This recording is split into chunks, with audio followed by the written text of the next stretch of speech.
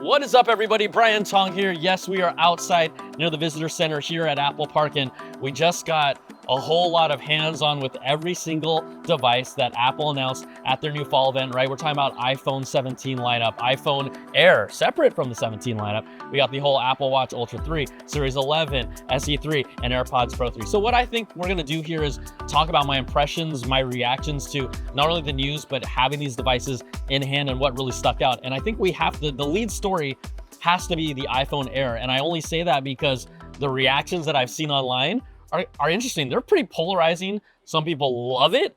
Some people are saying all kinds of junk about it. And I actually think the answer is somewhere in the middle. So let's talk about it, right? The iPhone Air, I'm gonna tell you, you can see it in pictures, you can see it in videos, but until you hold that baby, it is a different experience. Yes, it has Apple's classy design. You get that titanium frame, the polished finish on it. It is a 6.5-inch display. Okay, the whole device with the ceramic shield too, right? That makes it 3 times scratch resistant to damage on the front side, 4 times on back. Look, let's just say it right here.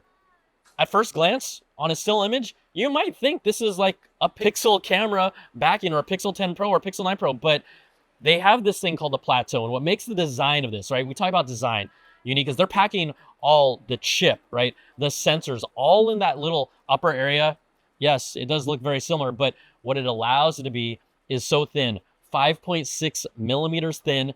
I think it's just the way it feels in hand. It brings me back to a thinner iPhone 10, a classier iPhone 10. And if you love that design, which to me, when we rank the designs of the phones, I'm going to argue that iPhone 10 was one of those S-tier designs that came from Apple. So you feel some of those emotions and in hand, and it is a great thing. The other thing about this is not some, entry-level phone specs inside. We're talking about an A19 Pro inside. You're getting all the processing power in there. You're also getting the C1 modem. This is going to help optimize the energy and the usage for that with an optimized modem from Apple. Apple also designed what they're calling their new N1 chip package, Wi-Fi 7, Bluetooth 6. So these are all modern technologies now in this phone, which they should be. All really, we're talking about a pro level phone in a super slim design. Now, the biggest thing, you look at the back of that plateau, it has a single camera. It's their Fusion camera, 48 megapixel. You get 2x telephoto. You get 48 megapixel shots. The versatility is probably what I'm going to argue maybe 80 to 90% of what people need. But you know me, I love an ultra wide. That's the only thing that stopped me from saying, oh my gosh, I'm diving right into this thing. Like, ooh, I'm about to dive in. iPhone Air, you got me there. But what I think is the most interesting thing is before coming into this, I didn't think the iPhone Air was going to be that special. I was like, it's just a thinner phone. But now you see the comments, you talk to people here. There's a real debate between, iPhone Air or iPhone 17 Pro, right? You got that larger display. And I think that in itself is a win from Apple. But also you have the Apple fans and the zealots that love this design. I think they're going to throw down for this. Now, it is $999 starting price for the iPhone Air. Some other things to mention about it that stick out is the accessories, right? They're kind of building an accessory ecosystem. You're going to have a 1 millimeter thin translucent case from Apple. You're also going to have a bumper case that comes in different colors that match the iPhone Air. That's going to be available as well. And then there's this over-the-shoulder lanyard that actually attaches down to the bottom 2 corners of the case that are different options. And then the biggest thing, the coolest thing that can help, extend battery life, the iPhone Air is measured or rated, I think, somewhere, forgive me if I'm wrong, there's so much information out there in my head, around 27 hours of video playback, but with this extra MagSafe battery that's specifically designed for the iPhone Air because of its dimensions, how it's built for that device, you're going to get bumped up to 40 hours. It does make it a little thicker, but it does give you that versatility. So I'm not saying right here, right now, I'm going to buy the iPhone Air, but it is so good for what it is. It makes it really compelling. Design-wise, we might have seen something similar. Samsung, a Galaxy S25 Edge, we saw it. I've held it. iPhone just feels better. That's bottom line. So it'll be interesting to see how you all react to this in the comments. But what I'm saying is it impressed me. It's better than I thought. And it's making me feel a way where I didn't think it would. So that, I think, is going to be the most, obviously, buzzworthy thing from this event. But then let's just jump around a little bit. I've got to talk about what I've been saying is arguably Apple's most innovative product over the past should I say almost 5-10 years? The AirPods Pro 3, these, I don't know what they're doing in those labs, but they continue to squeeze out so much more. So I got some hands-on time with the AirPods Pro 3. What stands out to me, first of all, and this is something that you're going to have to figure out for yourself, and I'm going to spend more time reviewing it, the audio quality. Now, we talk about this, what does the sound stage in headphones sound like? When you wear a lot of these over-the-ear headphones, it feels like you're in a spacious room where sound comes from different directions. Now, AirPods Pro 2 sound really good from a sound quality standpoint, but when you're talking about the sound stage, the sound feels like here, right? It's like in this space. AirPods Pro 3 sounds like the sound is here. It's really impressive, and also not only that, the ability to seal off outside sound. So you have 5 different earbud tips for AirPods Pro, right? Like extra small, small, medium, large, extra large. But the biggest thing is they're infused with foam, and that also helps seal off outside noise. You've also had the ability where they've used this, tested it with something like over 100,000 different ear shapes to really fit down into the ear canal a little differently, a little twist, and it seals off the sound. Now, Apple's claiming it has 2 times better noise cancellation. From the demos that I was able to use, the noise cancellation definitely and actually did sound better than an AirPods Pro 2. When you're living with these things daily, when you hear a new version, you definitely can tell when something is different. So AirPods Pro 3, really impressive from that respect. Something that we don't talk about, let's say battery life. If I forgive me if I'm wrong on these numbers, but we have been able to use AirPods Pro 2 for hearing assistance, and for a while that was 4 hours of battery. Well, now they're adding 6 more hours to give people that are using AirPods Pro 3 for hearing assistance 10 hours of juice. That is incredible, because that's going to get most people through a day. So as an accessibility tool, AirPods Pro 3, that is going to be incredible as well. Also, if you're talking about just using them as a regular user, I believe it was around 6 hours with ANC. Now you get 2 extra hours to 8 hours of ANC. So again, efficiency with the design and the utilization of, we always like the juice. I love the battery juice. Give me more battery juice. The next thing to take these up to another level, let's talk about, right? The heart rate sensor, taking the learnings from what they've used with Powerbeats Pro 2, right? That was a sensor that was used with Apple, but I asked them directly, is it the same sensor? And they actually said, no, it is not. So here's a couple things. If you looked at it, typically they didn't want that little green glow to be there. So they're actually using an invisible light sensor that fires 256 times per second to use in your ear. Now, why is this really advantageous?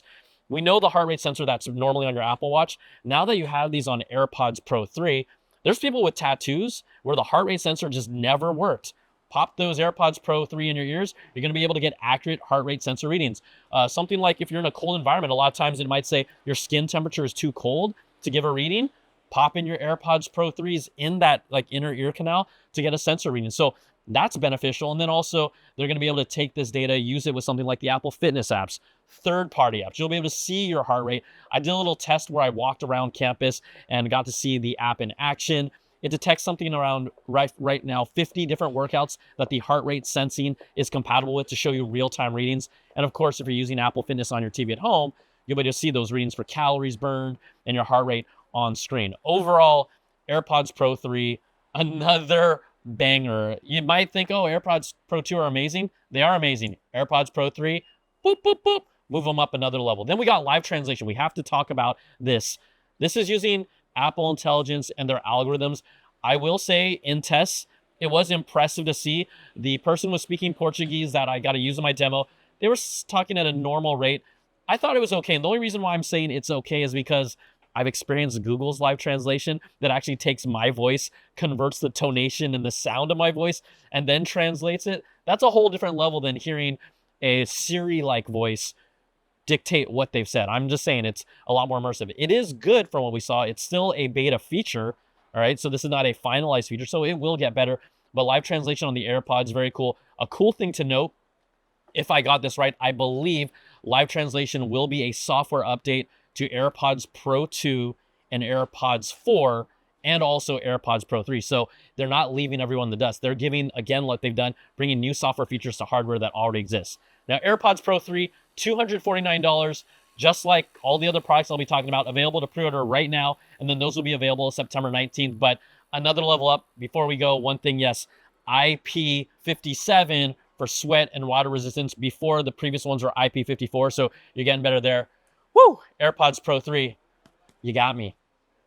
All right, hey, let's jump into another direction. Let's get back to the phones. I'm just keeping you on your toes or on your heels, whatever it is. I'm on my toes. Okay, so iPhone 17 Pro comes in 3 colors, right?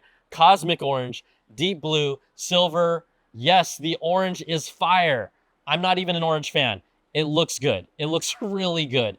Deep blue looks nice, but orange obviously is the color that we're not going to talk about the colors with the iPhone 17 Pro, but let's talk about the design here. This is an aluminum body, but an aluminum unibody, taking me back to the days of the MacBook Pros and that, right, Apple's design aesthetic, but machining from a single piece of metal, something beautiful like this. Now, what are some of the advantages? Well, you have a larger area to put a larger battery in this design. Also, that area, that upper area that Apple is, affectionately calling their plateau, that is what's housing the major improvements here with all the camera technology. We will talk about that in a second. The other thing, a vapor chamber for cooling. What does that essentially mean? It gets hot, dissipates the heat through the phone. It results in better performance for the phone. Apple says sustained performance is a 40% increase with this. And what that means, let's say intensive, it really comes down to the tasks they're using, but I can imagine in a hot environment, shooting video, you know how hot your phone gets. That's where it can be beneficial. Or playing games with a lot of effects and keeping that frame rate high. That's where you're going to benefit from having this vapor cooling chamber. Now, beyond that, we look at the design, very similar, right? Has like a 2-tone rear, but that camera, that triple lens camera, the all-star is, first of all 3 of those cameras are 48 megapixel cameras, but it's going to be the telephoto. You can go up to a 8x, essentially 200 millimeters lens on that camera to start from, far away to zoom up really tight, but we're talking about clear details using Apple's new photonic engine to get all that HDR, saturated colors that look natural. This is going to be a big thing for creators. You might think the iPhone 17 Pro really didn't do much for you, but as a content creator, yes, this matters. I'm not going to glow over and call it the greatest invention of all time. We've seen other zooms, but we all know that Apple's camera has a little extra zhoosh to it, especially when you're talking about video. So that camera improvements with the telephoto, amazing. I'm going to flip this over to the front, and arguably the best announcement, the best feature of this entire keynote that is going to affect every single person who buys a new phone. It's going to be the new center stage 18 megapixel camera on the front for the new iPhone 17 lineup. Why is this important? So it has a square sensor, and what that square sensor allows you to do is capture more information and use that in different ways. So what does that mean? When you're taking a selfie, normally we're used to looking at it in a vertical orientation, and then sometimes we'll turn it horizontal to get that. You don't have to do that anymore. It uses the full square sensor. It automatically detects when more people are in the picture, then it changes the orientation to a landscape shot. You still have the ability to keep the standard camera or a little wider angle, but the versatility of this doing it on its own, and then also being able to use center stage, whether it's with stills to center you properly or even with video to keep you in the center, less shake, right? It's almost like having the, I forgot what the feature's called, but when you're running in quick motion and it keeps you stabilized, that's also available here with the center stage camera. What it really comes down to is the execution of the center stage camera. It's really software and then, yes, the hardware of the new camera sensor, but it's going to be, to me, I don't want to say it too, a little bit of a game changer of how we use our phone. And that's all coming to not only just the iPhone 17 Pro, the iPhone Air is getting that as well as the iPhone 17. I talked a little bit about the performance of the A19 Pro earlier. So, right, faster chip, more power efficient. But the other cool thing is eSIM, right? So what this does is when they took out the little SIM card and replaced it with eSIM, it creates more space. Apple's actually then taken advantage of that space. So if you have a eSIM version, depending on the country that you're in, of the iPhone 17 Pros, you're actually getting 2 more hours of juice with the eSIM model. Again, they're squeezing out every bit of juice they can give us. And you talk about optimizations thanks to the cooling, optimizations with a larger battery, optimizations with taking advantage of larger space with eSIM. The iPhone 17 Pro and iPhone 17 Pro Max, these are beasts when it comes to battery life. If we're going to talk pricing with the 17 Pro lineup, they start at $1,099. Ooh, that's a little different. That's because base storage is now 256 gigs of storage. So that price bumps up to $1,099 and then higher. And For space lovers, am I gonna really get a Pro Max for the first time? It still won't fit in my skinny jeans. 2 terabyte option for the 17 Pro Max. I think a lot of people's prayers have been answered, or at least the creators' prayers. They're like, I love the Pro Max. Great battery life, great storage. So as a tool, I think the 17 Pro and 17 Pro Max are compelling specifically as a creator tool, or if you're someone who just likes to always buy the newest stuff, because we know who you are. And guess what? We ain't done yet. We are not done yet. There's still so much more. I'm not going to be able to cover everything, but to me, these are really the highlights that stood out for me. And we're going to have to talk about Apple Watch Ultra 3. You know how much I love this thing in the past. Finally, we're getting a really, truly new upgrade. The biggest thing is going to be display, right? We get a new wide angle OLED display, LTPO3. It's like their next generation display. What that allows you to do is, have a wider range angle. When you turn it, you'll be able to see more. Also, they're able to push that display out to the edges. They will not tell us exactly how much bigger it is, but it is a bigger display that gets pushed out more to the edges. Also, when we're talking about Apple Watch Ultra 3, you got to talk about satellite connectivity. Hey, this is a big deal for people that are adventurers, who this watch is specifically for. So they have the new chip inside that allows you, if you don't have access to Wi-Fi, you don't have access to cellular, you can still make contact to others, loved ones, whether it's text messaging. You can make contact to emergency services if, let's say, you're trapped. We've really seen how this Apple Watch over time has actually saved lives and made an impact on people's lives, and adding satellite connectivity also adds to that. Now, 2 other features. These are going to be more software-based with the existing hardware that is on there, but we're going to talk about hypertension detection and then also a new sleep score. So let's start off with hypertension. This is not going to be a reading that you can hit and instantly get. It's not something like ECG or anything like that, but what it does is, over the course of 30 days, you need to basically wear your Apple Watch for 14 of those days, and during that time, it'll take measurements and look for patterns in your heart rate. It will then match it to an algorithm that Apple has found is an indicator of hypertension. Then you will get a notification on your phone to see a professional about potentially having hypertension. The reason why this is really important is because they say, right, millions and millions, actually it's over 1 billion people go undiagnosed, and the Apple Watch can help with that. This is a huge lifesaver, quality of life. They're estimating that people that have these new devices that can detect hypertension, somewhere around over 1 million people that would have gone undiagnosed, will now be able to learn about their health just by wearing the watch. It happens passively, not actively. Just put on your watch and they'll give you that recommendation.